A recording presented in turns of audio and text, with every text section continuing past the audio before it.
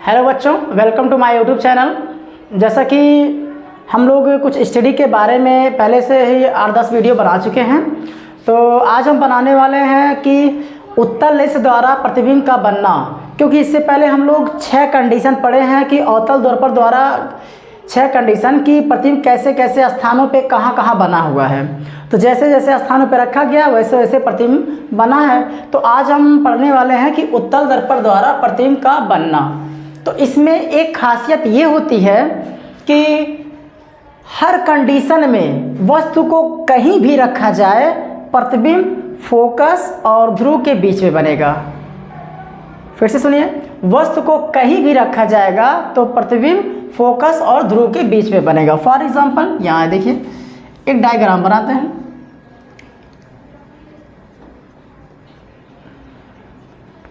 ये है आपका उत्तल दर्पण, कुछ ऐसे। प्रकाश हमेशा बाईं ओर से डाली जाती है, पता है प्रकाश हमेशा बाईं ओर से डाली जाती है, लेफ्ट साइड से ऐसे करके। तो यहाँ तो सबसे पहले ना तो फोकस मिलेगा ना तो वक्रता केंद्र मिलेगा। हाँ, इनफाइनाइट मिल सकता है लेकिन फोकस वक्रता के इधर नहीं मिलेगा, क्योंकि आपका कटिंग पॉइंट यहाँ है। तो आप इसको पेंट किए हैं तो इसका सेंटर यहाँ होगा, इसका फोकस यहाँ कहीं होगा। जैसे ज्वाइन करने पर कुछ फोकस यहाँ होगा, सेंटर यहाँ होगा, तो इस साइड में आपका फोकस और सेंटर मिलता है।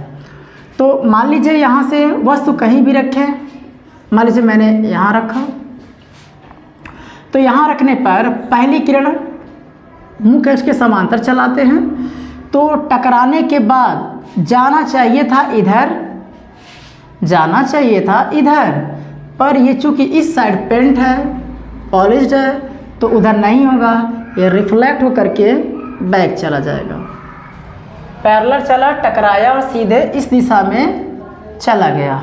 हाँ, इसको फील करवाते हैं या डॉटर लाइन इसको आगे बढ़ाते हैं, तो ये जो है आपका फोकस पर जा कर के मिलता है। क्योंकि इस उत्तल दर्पण का फोकस यहाँ होगा, इसको डॉटर लाइन और आगे जब बढ़ाएंगे तो आपका यहाँ जा कर के ये मिल जाएगा, कुछ ऐसे करके। और दूसरी किरण ऐसे चलाते हैं कि लगभग इसके सेंटर के पास पहुँचे, सी के पास। तो मान लीजिए कुछ लाइट ऐसे चला रहे हैं, आएगा, टकराया और रिटर्न वापस चला आया। कुछ लाइटों को हम लोग ऐसे चलाते हैं, ऐसे। मान लीजिए यहाँ मिला है, तो ध्यान दीजिएगा कि एक लाइट तो कुछ ऐसे चलेगी, इसको और सही से कर दें,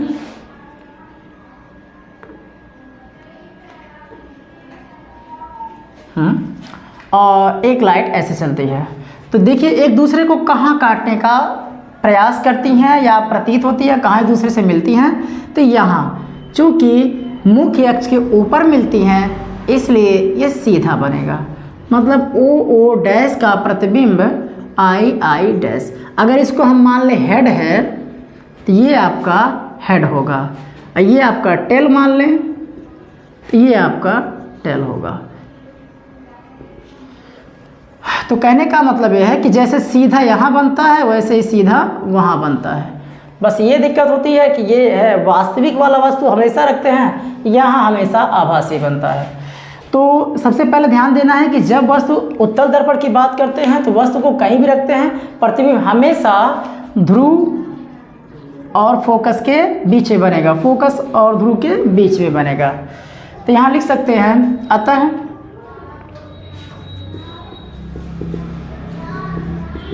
वस्तु ओ डैश का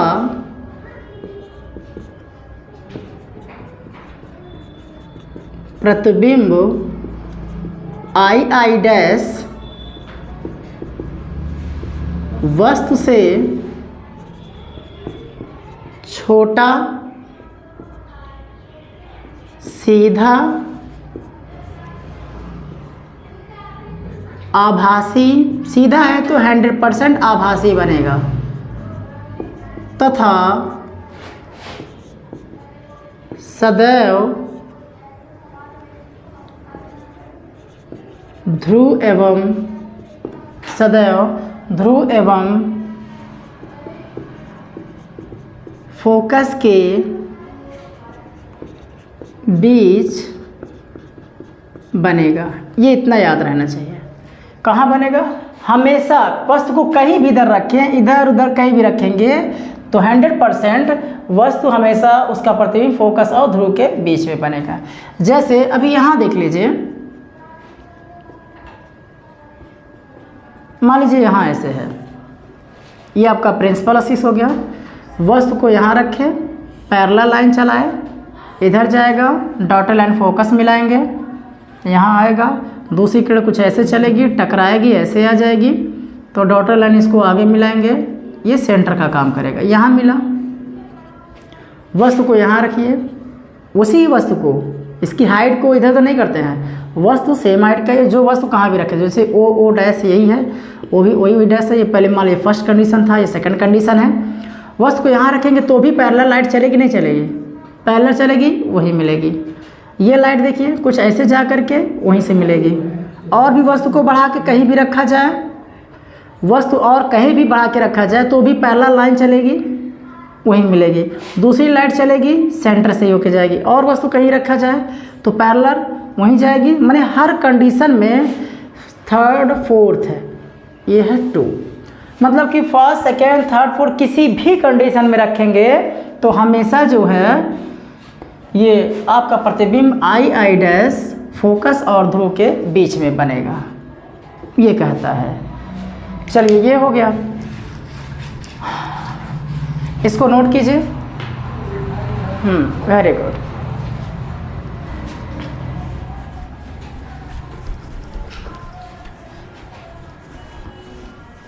एक हमारे द्वारा आपको ट्रिक दिया जा रहा है। हम आपसे कहे भी थे कि आपको याद करने की ज़रूरत नहीं है, रटने की ज़रूरत नहीं है, आपको याद हो जाएगा। बस थोड़ा सा ट्रिक ये है, जैसे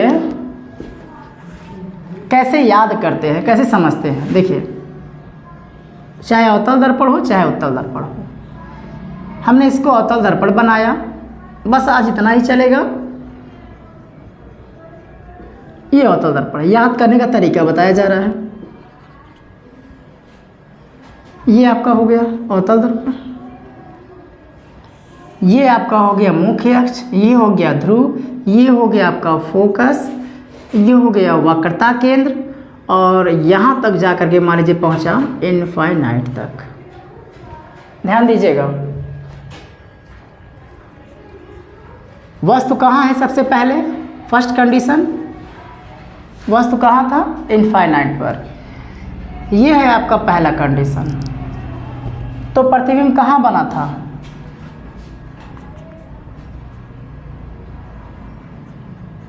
फोकस पर। ये है आपका पहला कंडीशन। बस ये है आपका आई और ये है आपका ओ। दूसरे कंडीशन में जब इस वस्तु को यहाँ रखा गया था, इन दोनों के बीच में कहीं, इन दोनों के बीच में, ये है आपका दूसरा कंडीशन। तो प्रतिबिंब कहाँ खिसक कर आया था? इधर, थोड़ा सा बड़ा, थोड़ा सा इससे बड़ा, पर वस्तु से छोटा है बनता है। ये रहा दूसरा कंडीशन। तीसरा, जब वस्तु वक्रता केंद्र पर ही रख दिया गया था तो प्रतिबिंब कहाँ बना था? वक्रता केंद्र पर ही बना था, पर हाँ इसके बराबर बनता है, सेंटर पे ही बनता है। ये तीसरा कंडीशन है, तो इसका तीसरा कंडीशन हुआ।